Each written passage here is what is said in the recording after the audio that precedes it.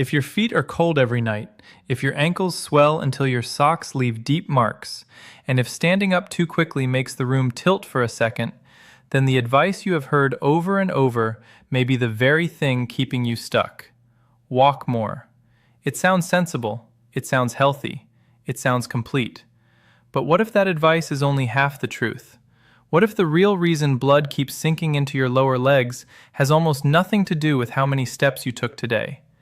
And what if the one muscle that matters most is the one almost nobody ever talks about until the damage is already underway?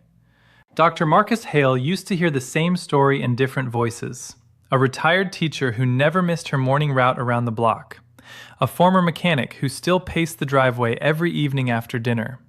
A grandmother who wore her compression socks faithfully, drank more water than she wanted, and slept with a pillow under her calves because someone told her it would help. They were doing what they were supposed to do, yet they kept coming back with the same symptoms: cold toes in bed, heavy calves by afternoon, shoes that fit in the morning and felt tight before sunset, a burning ache that made errands feel longer than they were. And somewhere beneath all of that, a private fear they rarely said out loud. What if this keeps getting worse? That fear is justified. Poor circulation is not cosmetic.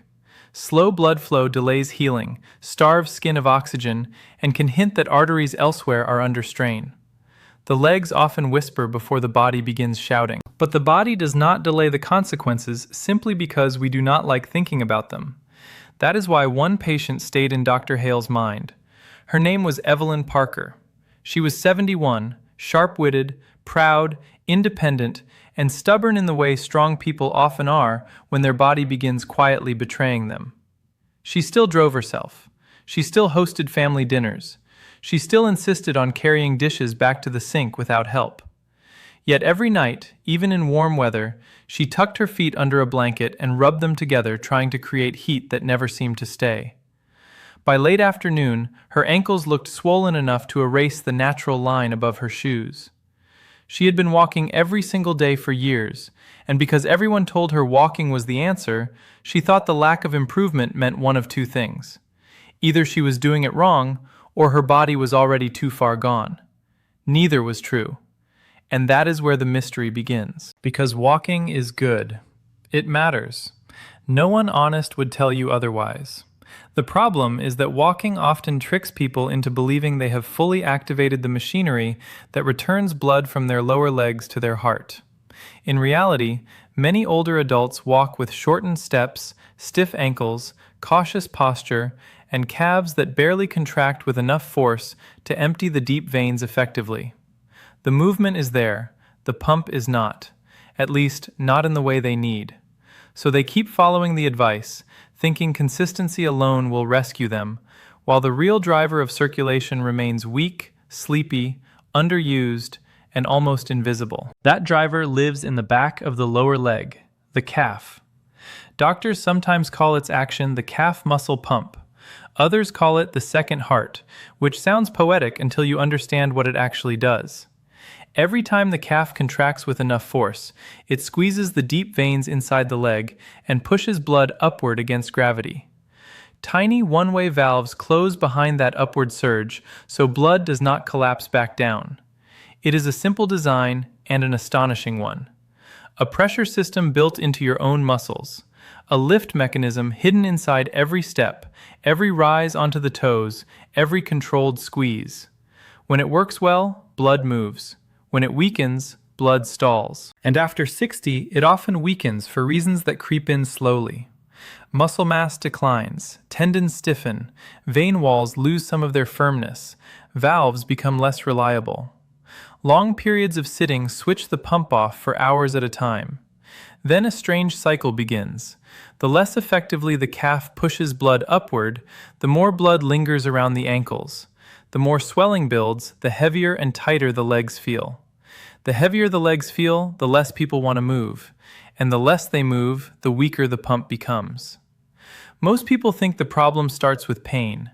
Often it starts with hesitation. That is the part few videos explain.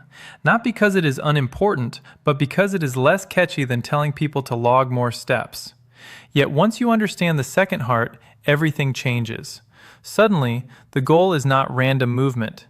The goal is strategic contraction, specific motions, controlled holds, repeated squeezes that physically drive pooled blood out of the lower leg and train the system to work again. This is why two people can walk the same distance and finish with completely different results. One has a calf pump that fires. The other shuffles through the motion and wonders why nothing changes. And that raises a bigger question. If ordinary walking leaves such a critical gap, then what closes it? Which movements actually switch the pump on hard enough, long enough, and often enough to matter?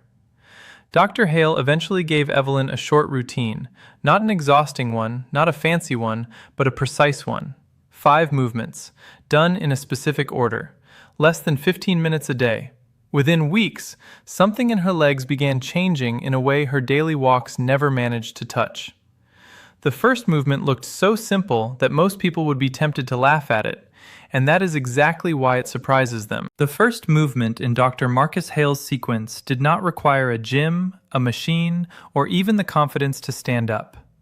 That mattered because many people with poor circulation are already negotiating pain, dizziness, balance problems, or exhaustion before the day has properly started. They do not need a heroic routine. They need a doorway. And that doorway begins with the smallest motion that can still wake the second heart: ankle pumps. At first glance, ankle pumps seem almost too basic to deserve attention. Lift the toes, lower the toes, raise the heels, repeat. It looks like something a nurse might recommend after surgery when a patient is still trapped in bed and not allowed to walk the hallway yet. And that is exactly the point.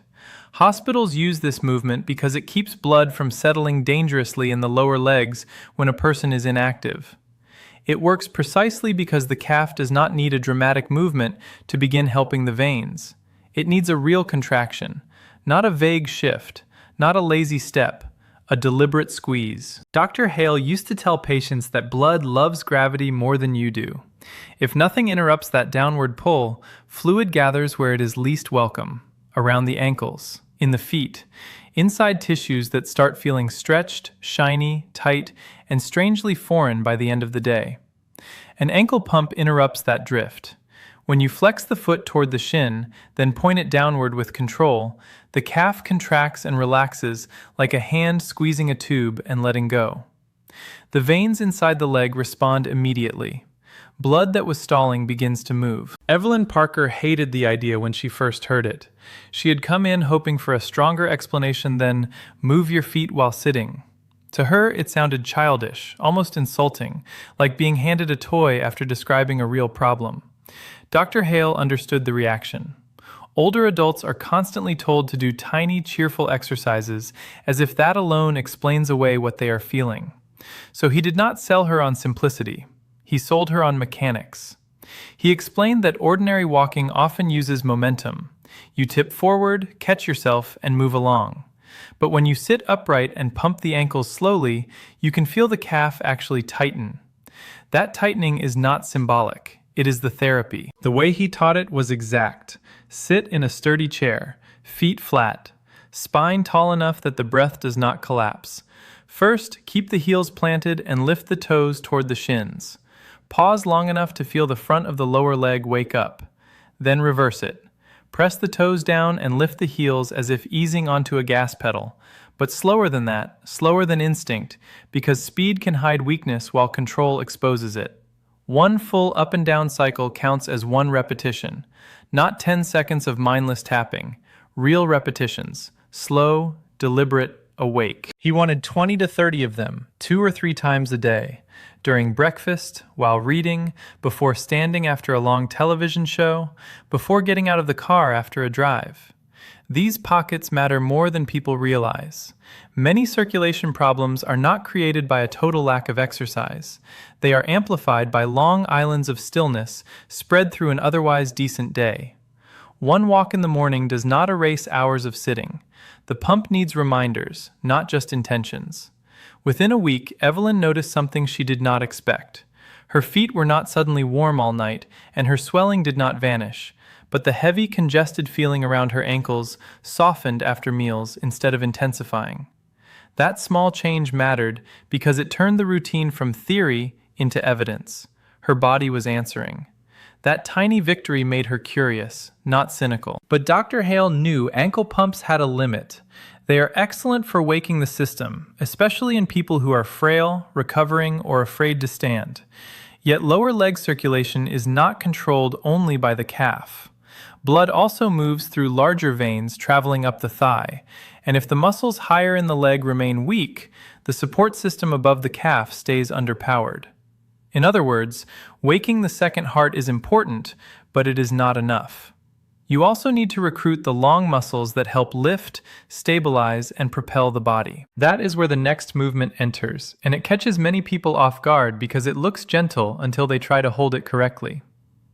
The seated leg lift is not about dramatic motion. It is about forcing the thigh and hip flexors to participate in the circulation story. Those muscles matter for much more than getting in and out of chairs. They help compress deeper channels in the upper leg, support smoother walking, and preserve one of the most revealing signs doctors watch in aging bodies: walking speed. The unsettling truth is that gait speed predicts more than most people imagine. When an older adult's walking pace slows noticeably, it can signal declining strength, shrinking reserve, rising fall risk, and the early erosion of independence. That decline does not always announce itself with a collapse. Sometimes it enters quietly as hesitation on stairs, a hand reaching for furniture, or a pause before stepping off a curb. Circulation and function are not separate stories. They are the same story told from different angles. So Dr. Hale gave Evelyn her next challenge. Sit tall. Keep the back firmly against the chair so momentum cannot cheat. Straighten one leg in front of the body. Hold it. Lower it slowly. Repeat. Simple instructions, but not easy ones. Done properly, the front of the thigh begins to tremble long before pride wants to admit it. And what happened when Evelyn reached the 5th repetition told Dr. Hale more about her future than her daily step count ever had. By the time Evelyn Parker lifted her leg for the 5th seated hold, the strain had already found her. Not in a dramatic, painful way, but in the quiet trembling that reveals how much work a muscle has not been asked to do. That is what made Dr. Marcus Hale pay attention. People often assume weakness announces itself through failure. More often, it reveals itself through compensation. A leaning torso, a swinging hip, a hurried drop of the foot so the muscle never has to finish the job. If you know where to look, the body confesses early. The seated leg lift exposes those confessions. Sit upright in a solid chair. Press the back into the support. Keep both hips facing forward. Then extend one leg until the knee is as straight as comfort allows. Hold for 2 seconds. Lower slowly without letting gravity steal the last inch. Repeat 10 to 15 times, then switch sides. The details matter because every detail removes an escape route. When the back stays against the chair, the thigh has to work. When the lowering phase stays slow, the muscle cannot simply quit once the leg is raised. And when the repetitions continue past the point of convenience, the truth surfaces. That truth matters for circulation because the upper leg is not passive plumbing. The quadriceps and nearby hip muscles influence how efficiently blood returns through larger veins, but they also govern the movements older adults depend on all day: standing from a chair, climbing steps, catching balance after a trip, and maintaining a confident stride rather than a guarded shuffle. If those muscles weaken, walking becomes smaller and more tentative, which means the calf pump often becomes weaker too. One problem feeds the other. Evelyn had always considered herself active enough. She cooked, cleaned, hosted family, ran errands, and walked her mile. In her mind, that should have protected her. Yet during the seated lifts, she discovered a hard contradiction. Activity is not always training. Busy days can still leave critical muscles under-challenged. You can move constantly and still avoid the exact contractions your body needs most. Dr. Hale did not say this to discourage her. He said it because older adults deserve honest explanations, not cheerful slogans. Muscle responds to demand. If demand is vague, the response is vague. If demand is specific, the adaptation can be surprisingly powerful, even later in life. That is why he sometimes added a light ankle weight once the plane lifts became manageable. Nothing dramatic. 1 or 2 pounds was enough to turn a tolerable motion into a meaningful one. The goal was never punishment. The goal was persuasion. Convince the body it still needs these fibers, and many of them begin showing up again. Within 2 weeks, Evelyn noticed she was rising from her kitchen chair with less of that unconscious rocking motion she had started using. She had not even realized she was doing it before. That is another trick of slow decline. The brain edits around it. It borrows momentum. It recruits the hands. It turns the weakness into a habit and then hides the habit in routine. But when strength returns, the old workaround becomes visible. Still, Dr. Hale knew strength from a chair was only part of the picture. Circulation problems become dangerous not just because legs swell or feet stay cold, but because weakness and poor blood flow together make balance reactions slower. And once balance starts slipping, fear enters. Fear changes how people move. They shorten steps, look down more, grip railings harder, avoid outings, and sit longer. Once fear settles into the body, circulation often worsens even when the person is technically still walking every day. So the third movement had to bridge both worlds at once. It had to train the calf pump and the balance system in a shared moment. That is why supported calf raises matter so much. Stand behind a sturdy chair or at a counter, feet hip-width apart, hands resting lightly, not leaning, because the legs must carry the load. Then rise slowly onto the balls of the feet until the heels are as high as comfort allows. Pause at the top for 2 or 3 seconds. Lower for a full 3 count. This pause changes everything. Without it, the movement can become a quick bounce, and bouncing lets springy tissues steal work from the muscles. With the pause, the calves must stay engaged. The ankles must stabilize. The nervous system must coordinate small corrections so the body does not wobble. What looks simple from across the room feels very different from inside the body. When Evelyn first tried them, she reached the top and immediately wanted to drop. That impulse told Dr. Hale what he needed to know. Her calves could still generate force, but they were not used to sustaining it. And sustained contraction is exactly what aging legs often lose first. Anyone can create a brief effort. Maintaining it while balanced is harder. He started her with 10 repetitions. No rushing, eyes forward, shoulders relaxed. He explained that looking down tends to fold the body and disturb balance, while staring ahead helps the system organize itself more efficiently. He also warned her that this movement would test more than her calves. It would reveal how much trust she still had in her own feet.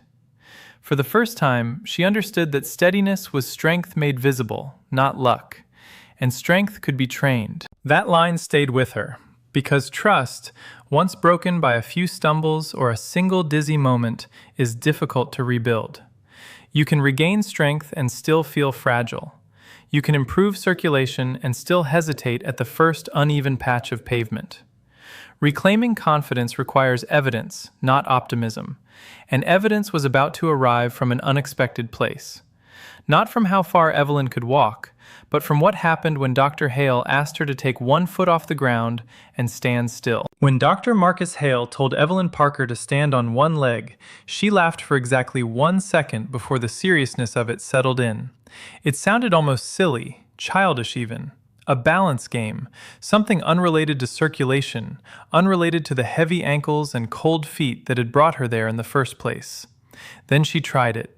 1 hand hovering near the counter, 1 foot lifted barely an inch, eyes forward, breath tight. At 4 seconds, her standing ankle began to shake. At 6, her toes curled against the floor. At 7, her hand grabbed the counter. That moment mattered more than she realized. Balance is often misunderstood as a narrow skill, almost decorative, useful for yoga classes or avoiding embarrassment when stepping off a curb. In reality, balance is a brutal summary of what the body and brain can still coordinate under pressure. It reflects muscle strength, reaction speed, joint position sense, vision, confidence, and how efficiently the nervous system can make dozens of tiny corrections without conscious thought. When balance declines, people do not just wobble more. They move less. They move more carefully. They become reluctant. And reluctance is gasoline on the fire of poor circulation. Dr. Hale explained that the single leg stance creates something walking rarely provides: sustained contraction. During normal walking, the body passes briefly over one foot and moves on. During a controlled single leg hold, the calf, ankle stabilizers, thigh, hip, and core stay engaged continuously. The calf pump does not flick on for an instant, it stays working. Blood keeps being urged upward instead of settling back down. At the same time, the brain is rehearsing balance recovery, learning how to detect sway and correct it faster. There was another reason he cared about this movement. Research had shown that the inability to stand on one leg for even 10 seconds in older adulthood was linked to a strikingly higher risk of death over the years that followed. That finding unnerves people because the test looks so innocent. But that is precisely why it matters. Simple tasks can reveal deep reserves or their absence. A body that can organize itself calmly on one leg for 10 seconds is telling you many systems are still communicating well. A body that cannot may be whispering a warning long before scans or lab values catch up. He told her balance is never just about not falling. It is about whether the foot can sense pressure fast enough, whether the ankle can answer, whether the hip can correct, and whether the brain still trusts the message. Lose any one of those links, and the body begins moving like it is walking on borrowed time. That is why a shaky stand can predict a shrinking life ahead quietly. Evelyn did not need the statistics to feel the truth of it. She felt it in the tremor that shot through her ankle, in the burst of alarm that arrived when her body swayed farther than expected, and in the embarrassed silence afterward. She had not realized how much fear she was already carrying until the exercise exposed it. Dr. Hale handled that fear carefully. He did not shame it. He structured it. Stand near a counter. Rest one fingertip if needed. Shift weight onto one leg. Lift the other foot just enough to clear the floor. No high knee, no flourish. Then hold for 20 to 30 seconds, breathing normally, chest open, gaze steady. Switch sides, 2 rounds each. Progress does not come from making it look impressive. It comes from reducing panic while increasing control. During the first few sessions at home, Evelyn counted too fast. Most people do. Time lengthens under instability. 5 honest seconds can feel endless when the body is working hard to stay upright. That distortion is useful because it teaches humility. It also teaches progress. Once 10 real seconds becomes 15, then 20, confidence returns in a form the body believes. And confidence changes movement. Within another week, Evelyn noticed she was no longer reaching for furniture every time she stood from the sofa. She was still cautious, but the caution had softened. Her feet felt less foreign beneath her. Even her family noticed something before she mentioned it. She no longer paused as long at the first step down from the porch. Yet something still bothered her. The swelling had improved, but by evening there was still a faint tightness near the ankles. The warmth in her feet came more often, but not reliably. The routine was helping, undeniably, and yet Dr. Hale had warned her from the start that the most powerful movement would come last. Everything before it was preparation, activation, strength, control. The final exercise would combine those elements and push the calf pump into its strongest, useful form. People often assume the most effective solution must also be the most complicated. The opposite is frequently true in rehabilitation. A tiny change in timing can turn an ordinary motion into a therapeutic one. A pause in the right place can alter blood flow, muscle demand, and nervous system recruitment more than a larger movement done mindlessly. That was the secret waiting inside the last exercise. It looked almost identical to the supported calf raise Evelyn had already been practicing. Almost. Rise onto the toes, hands light on the counter, heels high. But then came the part most people skip without realizing they are skipping the medicine. Stay there. Hold. Do not bounce down. Do not rush. Let the calf remain fully squeezed long enough for the pump to do more than tap the blood upward. Let it press. When Dr. Hale demonstrated it, Evelyn understood at once why he had saved it for the end. This was not just movement. This was pressure held with purpose. And what happened when she tried to maintain that hold for even 3 seconds told him that her second heart had been weaker than either of them first guessed. The first time Evelyn Parker held herself at the top of the standing calf pump, the weakness was unmistakable. Not dramatic, not catastrophic, but honest. Her heels rose, her calves tightened, and almost immediately the muscles began pleading for release. 3 seconds felt longer than a staircase. Her ankles wobbled, her breathing shortened, and when she lowered back down, she looked at Dr. Marcus Hale with the expression people wear when they have just discovered that the problem inside their body is real, measurable, and strangely specific. That expression never bothered him. In some ways, he preferred it to false confidence. Once people feel exactly where the system is failing, they stop chasing generic advice and start listening for the correction that fits. This was that correction. The standing calf pump hold resembles the ordinary calf raise, but the resemblance hides the mechanism that makes it so valuable. In a quick calf raise, you rise and lower before the muscles are forced to maintain pressure. In the hold, the calf remains contracted at peak height long enough to squeeze the deep veins more decisively. That sustained compression encourages pooled blood to move upward instead of falling back into the lower leg the instant momentum fades. The hold turns a simple lift into a functional pump. Dr. Hale taught it with almost irritating precision, because precision is what makes mild exercises powerful. Stand behind a stable chair or at a counter. Place the feet about hip-width apart. Lightly rest the hands for safety, not support. Rise slowly onto the balls of the feet until the heels are as high as comfort allows. Then stay there for 3 to 5 seconds. Eyes forward, jaw loose, breath steady. After the hold, lower over another 3 seconds instead of dropping. 1 repetition. Start with 8 to 10. Build gradually toward 15 or 20.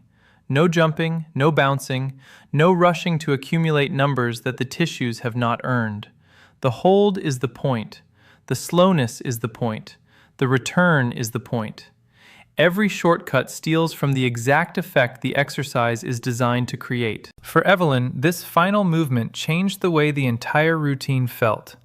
Ankle pumps had woken the lower leg. Seated lifts had exposed upper leg weakness. Supported calf raises had brought strength and balance into the same frame. Single leg holds had confronted fear and sharpened control. But the standing calf pump hold made the circulation issue feel tangible.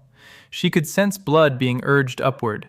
She could feel the calves laboring not just to move her body, but to clear the heaviness that used to sit around her ankles all day. Dr. Hale had seen similar results before. In people with circulation limitations, carefully structured calf work often improves how far they can walk before discomfort appears.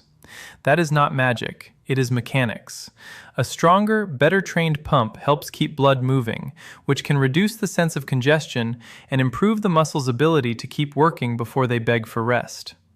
For patients, though, the first meaningful victory is rarely measured in meters. It is measured in moments. Standing at the sink without the legs throbbing, taking off socks without deep grooves in the skin, climbing into bed and realizing the feet are not cold enough to search blindly for warmth. Within 3 weeks, Evelyn experienced her first unmistakable evening without ballooned ankles. She noticed it accidentally while changing clothes. The usual tight rim above her socks was faint. The skin around her ankles looked more like hers. She sat on the edge of the bed and stared, as if the improvement might vanish if she moved too quickly. That reaction is common. People who have been disappointed by their bodies learn not to trust improvement immediately. More changes followed. The burning ache in her calves arrived later in the day. Her first steps after standing from a chair felt steadier. The private dread she carried about falling in front of her grandchildren began loosening its grip. She was not transformed into a younger woman, and Dr. Hale never pretended otherwise. The goal was not to erase age. The goal was to restore function the body still wanted to keep. One afternoon, she tested that change without planning to. The grocery store parking lot was full, so she had to leave the car farther away than usual. A month earlier, that distance would have irritated her before she even stepped onto the pavement. This time, she noticed the old worry arrive, then fade. She walked to the entrance, stopped once to wait for a cart, and realized her calves were not throbbing. Nothing miraculous had happened. Her body had simply become more capable, and capability is often the only reassurance fear will accept as proof itself. But he also gave her an important warning. These exercises are for chronic, everyday circulation problems, not for emergencies. Sudden severe pain in one leg, a foot turning pale and cold, numbness that appears out of nowhere, or a wound that will not heal, are not things to stretch away in the living room. Those signs can point to serious arterial blockage or infection and need urgent evaluation. The danger with simple exercises is not that they are ineffective. It is that people sometimes use them to postpone the care they should have sought immediately. Evelyn listened, perhaps because by then she had felt the difference between vague advice and real guidance. One respects the problem, the other brushes past it.